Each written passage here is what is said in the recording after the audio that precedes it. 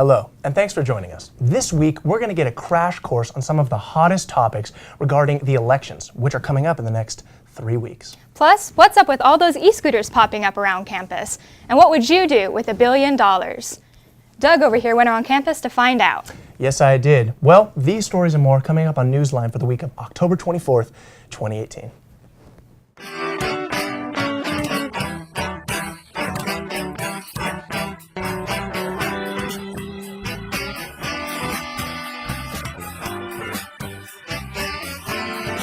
Edition of NewsLine. I'm Lily Crolius. And I'm Doug Mason. Election day is around the corner, the day you get to have your voice heard. It's incredibly important. And while it may seem like there's a lot of information circling around to keep track of, we here at NewsLine not only care about you, but we have you covered. Our colleague Kristen McPeak has a peek at Idaho's governor's race. The time has now come for Idaho to choose a new governor between two main candidates. I am very interested by Paulette Jordan. Yeah, I think I'm going to be voting for Brad Little. Democratic candidate Paulette Jordan and Republican candidate Brad Little. Little, a third-generation rancher from Emmett, has been Idaho's lieutenant governor for 9 years.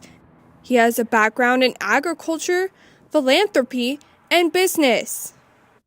Jordan has caught national attention as she holds a unique independent perspective, running as a Democrat in an overwhelmingly red state.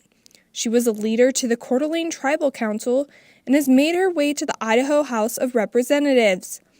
At a debate on Saturday, candidates answered questions from the audience, ranging from topics such as Propositions 1 and 2, medical marijuana, healthcare, education, and growth. Education seemed to be the most debated topic, as Jordan claims the Idaho government needs to do more to ensure quality education. She claims that Idaho ranks last in education rankings. Everything that is rating our education system has stated that Idaho is last in categorically everything. I fact-checked this, and Idaho does rank last, depending what reports you look at. Little passionately denies claims of the Idaho system ranking last. Today, Idaho is the leading state in increasing teacher pay. He says he is working further to finish what he started and seeing Idaho education progress. He states, We've got a lot of work to do, and I've got a plan on education, but we are not last, and I categorically reject that. Idaho does rank top in the nation for teacher pay raises in the last year. However, the pay still settles at a ranking of 41 out of the 50 states, with Utah being a recent border state looking at the possibility of legalization of marijuana. Both candidates chimed in on the topic.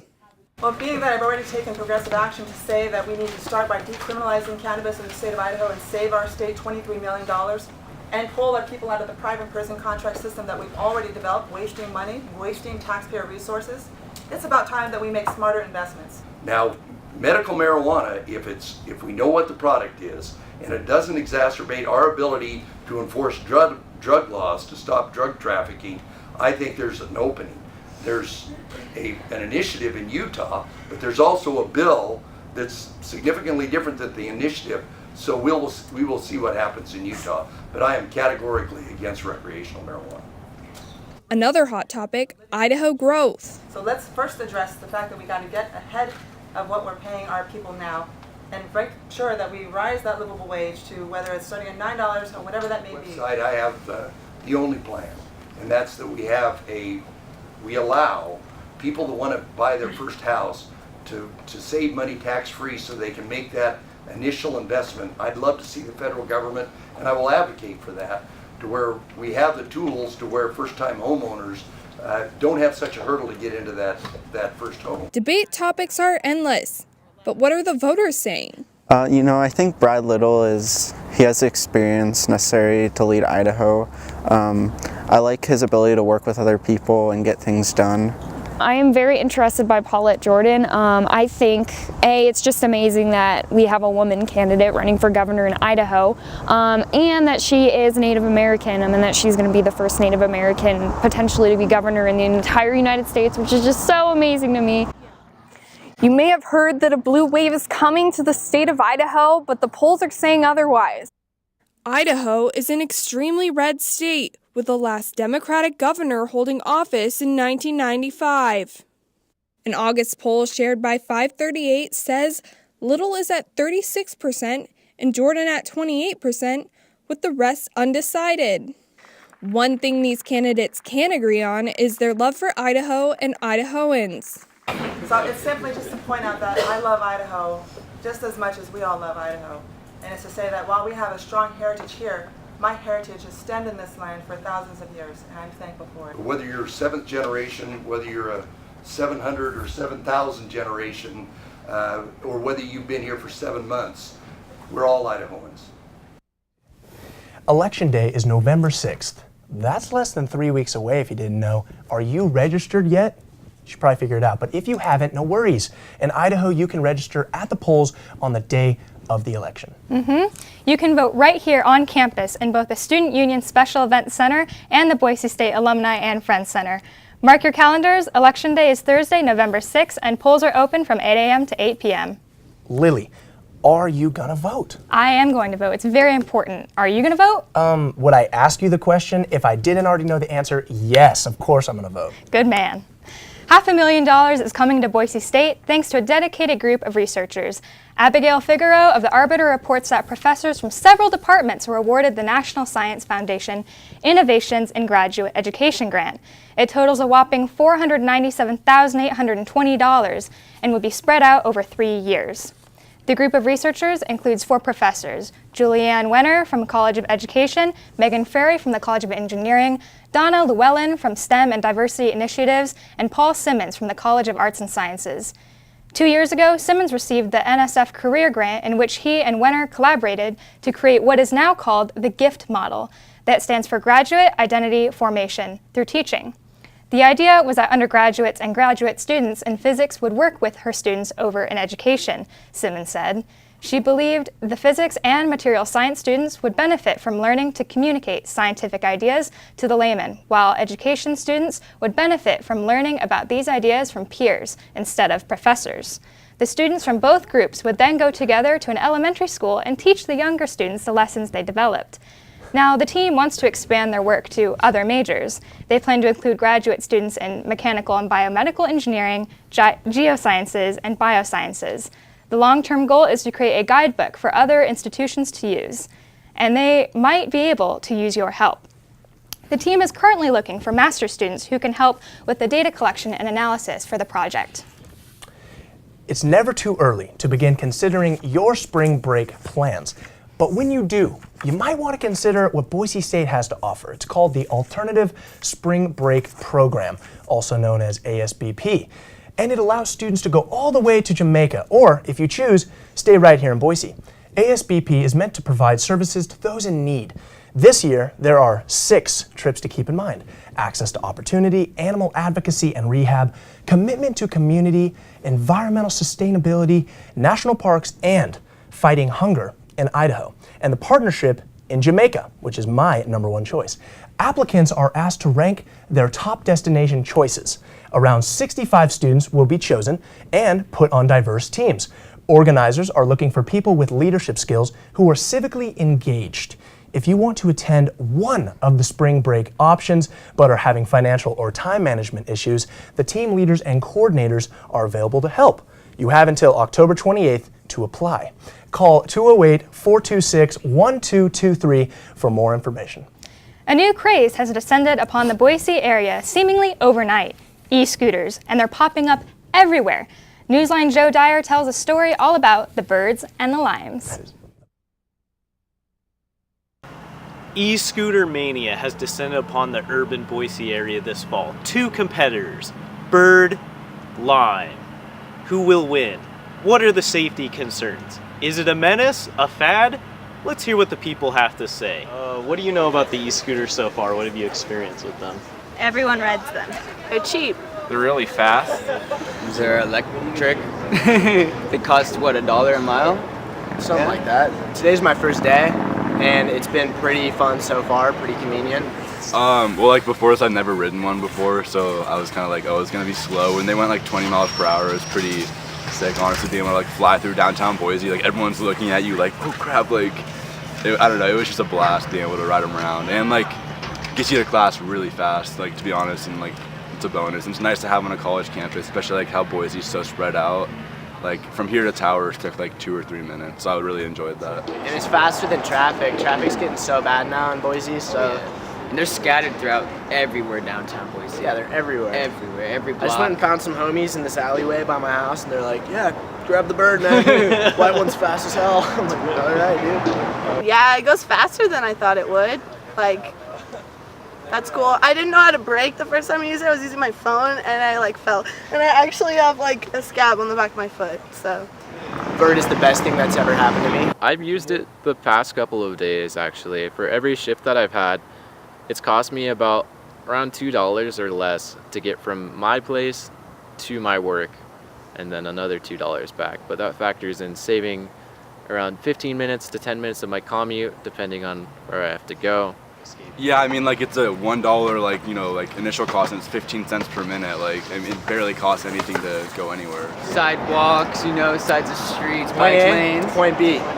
Oh, Just yeah. like that. Like, do you guys know any of the differences between bird and lime? Like, Dude, no. Limes can cook real well. Let me tell you, they're front wheel powered too, so you can't do manuals. Manuals are out of the question. You can do a nose manual though if you got skill. The limes seem a Do bit it, faster. manage it, yeah. As far as fun, you're definitely going to want to choose a bird, because lime is all electronic, and so you can't do the reckless things that you can do on a bird. Like on birds, you can hard brake, then you can drift even, but on a lime you can't. On a bird you can. And the bird also actually kind of damages the sidewalks because of the ability to do that and it being readily available. So do you guys see yourself using these in the future, either recreationally or for transportation? Yes. Shut up, guys. They're fun. Use them. Honestly, like I think it's about to like get really big, because like I've never ridden one before, like I said, but like you go to like big cities like in Cali, like, you know, San Fran and all those places, and like they're all over the place. Like I feel like it's like a market that can only grow here, I feel like. A little bit. I mean, it's fun. Like, it's, oh yeah, I can go, you know, 16 miles an hour on a scooter, yay. Bird is the best thing that's ever happened to me. There's no like prerequisite for picking one up. Like, I can pick one, I can go get Brandon's and I can pay for his, and I can go jump it off the stairs over there, or like, you know, go on the highway with it. You know, it's like, you know, it's just any idiot can pick it up, and that's the issue. I'd say this is the biggest they're ever gonna get right now, and then they're gonna go into nothing, and then that'll be it. Because people realize, oh, this was fun, what's the next thing? Bird is the best thing that's ever happened to me. The Illuminati's doing the e-scooters.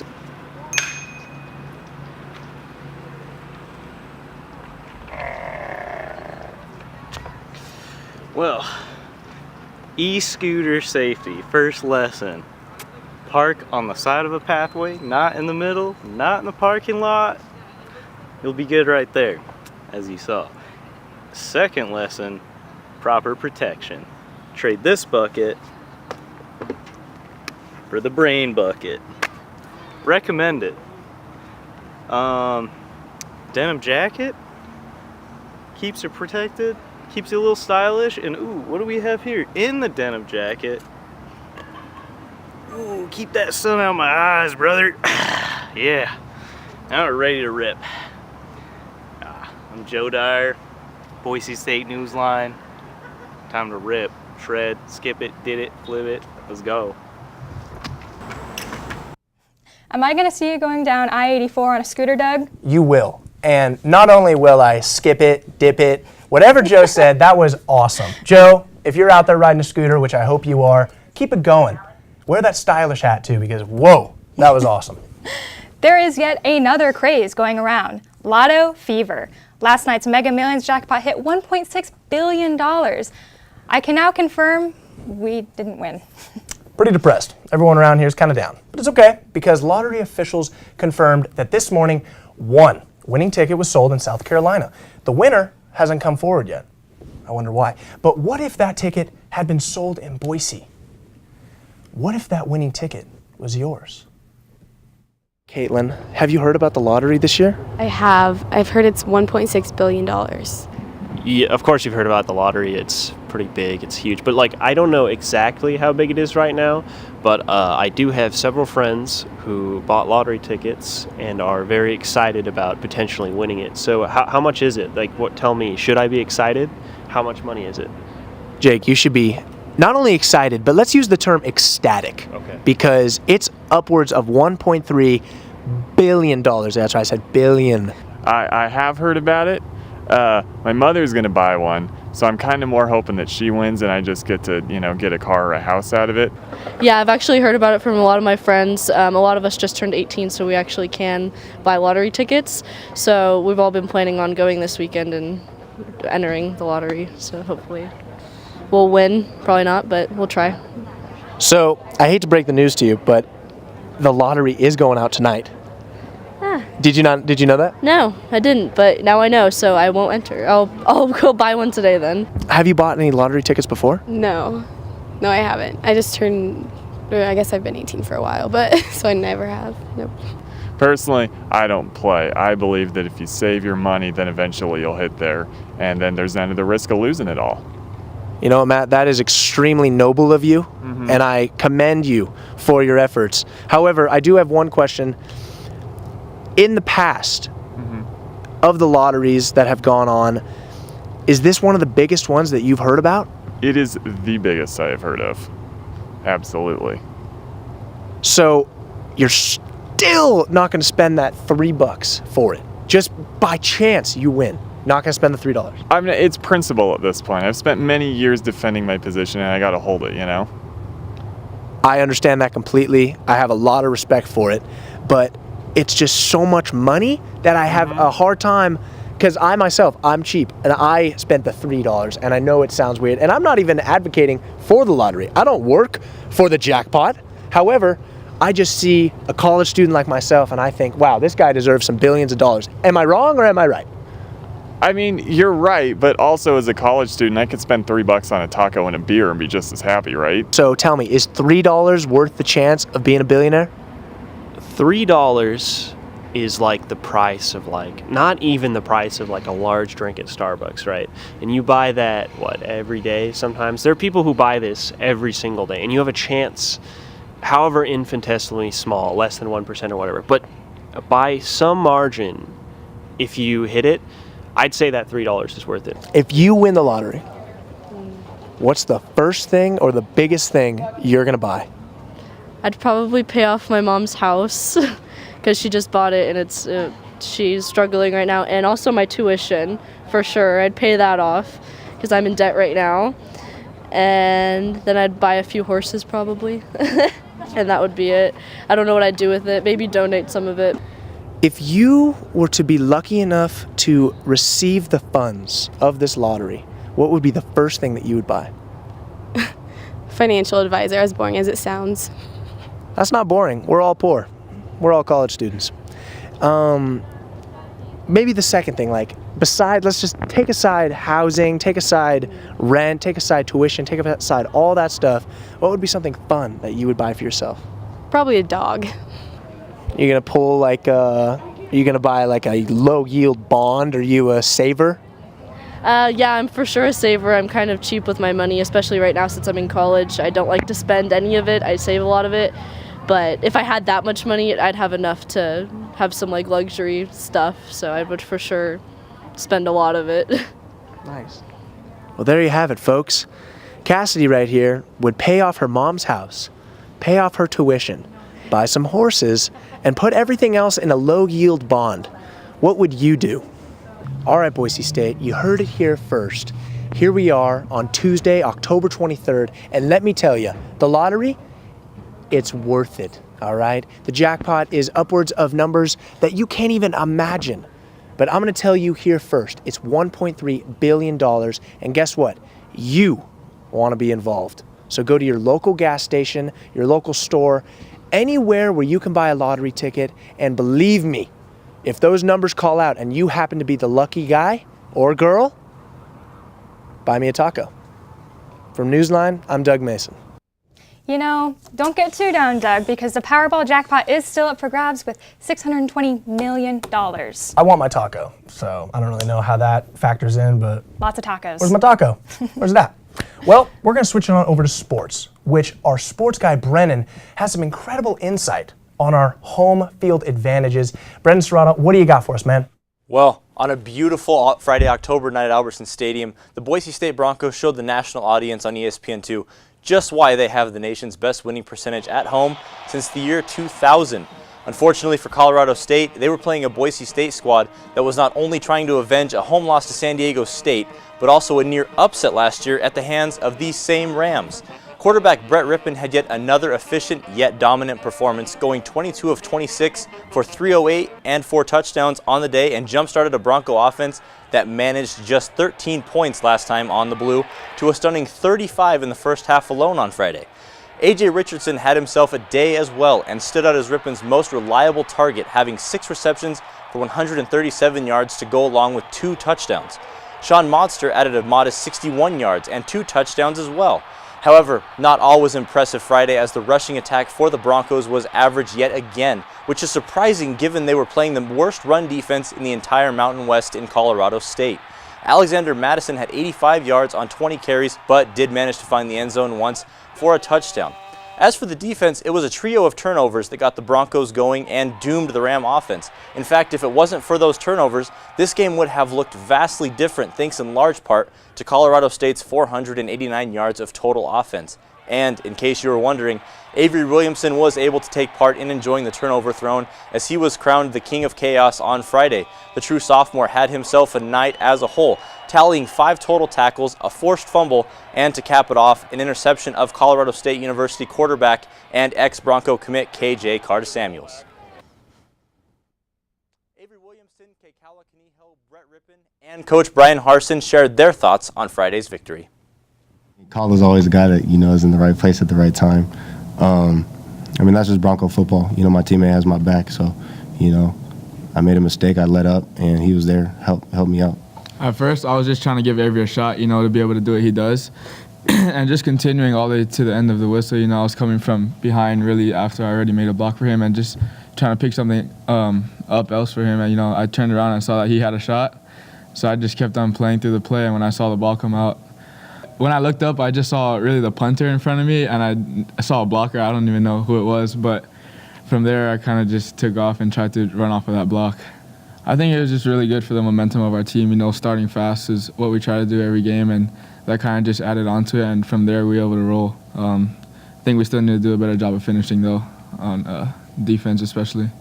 I just thought tonight we came out, and the fast start was a key to our success. It's definitely big. When our defense is making plays and they're getting off the field, we have to be able to capitalize that and create that momentum positively for us. So, that's just good team football.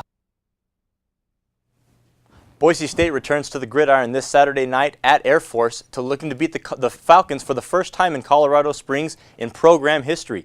Kickoff is at 5 p.m. Mountain Time and can be seen on CBS Sports Network, and locally can be heard on the radio, 93.1 FM and 670 AM. Guys?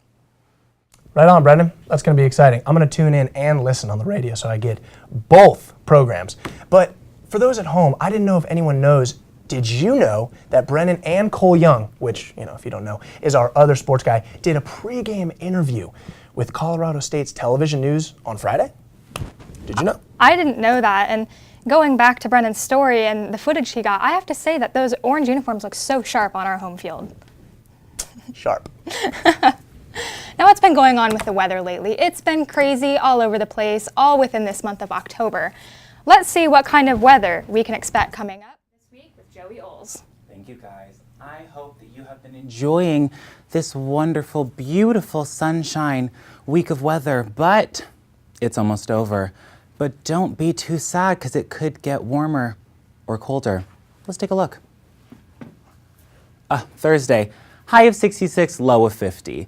If you can't see, for the next 5 days, it's going to be partly cloudy. So it's not going to be as sunny as it has been, but it's not going to get too cold. Friday, we have a high of 70, low of 46. Saturday, high of 66, low of 46. So as you see, it's just going to stay in those kind of mid-60s, low 70s.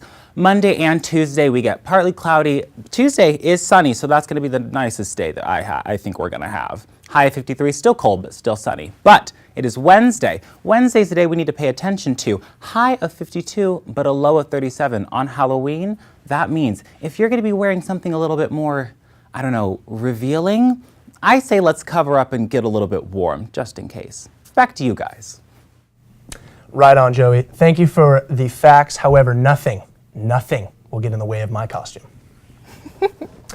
Whoa, almost lost you there. We hope you can catch BTV's next edition of Newsline, where we're going to step aside and probably, I don't know, be on some scooters on the highway, something like that. Skirt, skirt. Wow, okay. Skirt, skirt. Anyway, I'm Doug Mason. Thanks for watching. And I'm Lily Crolius.